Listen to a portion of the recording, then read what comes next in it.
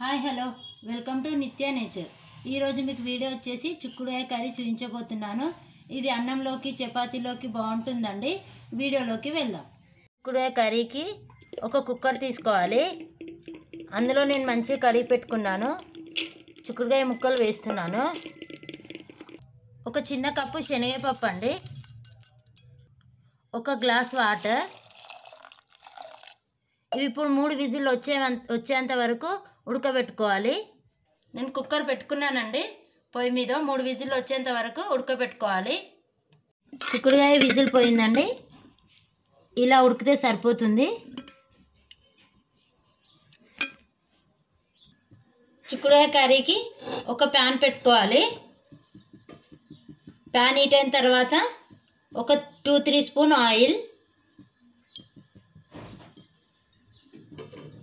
Heat అయిన తర్వాత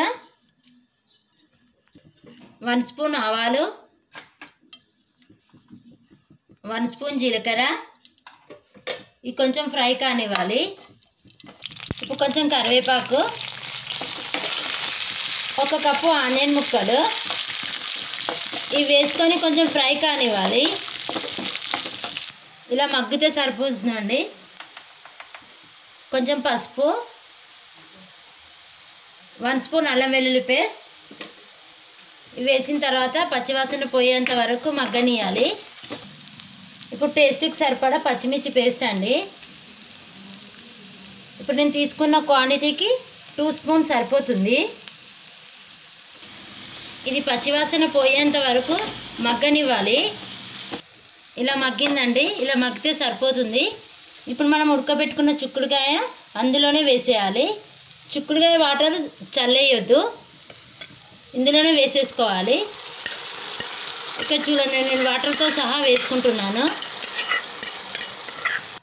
ఇలా వేసిన తర్వాత కలుపుకోవాలండి. నేను సాల్ట్ వేయట్లేదు, పచ్చిమిర్చి పేస్ట్లో సాల్ట్ ఉంటుంది.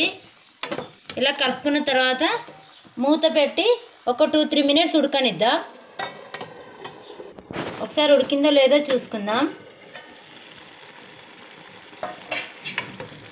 ఇలా ఉడుకుతున్నప్పుడు చిన్న కప్పు పాలు పోసుకోవాలి.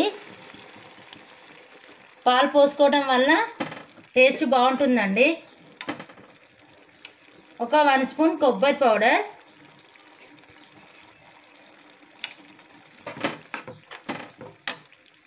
కొంచెం కొత్తిమీర ఇవన్నీ వేసి ఇంకొక 2 మినిట్స్ మగ్గనిద్దాం. ఉడికిందో లేదో చూసుకుందాం. ఉడికిపోయిందండి. ఇలా వాటర్ అన్నీ ఇంకిపోతాయి.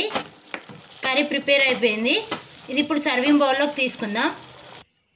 కర్రీ రెడీ అయిపోయిందండి. టేస్ట్ బాగా వచ్చింది. ఈ చపాతీలోకైనా రైస్లోకైనా బాగుంటుంది. ఒకసారి ట్రై చేయండి.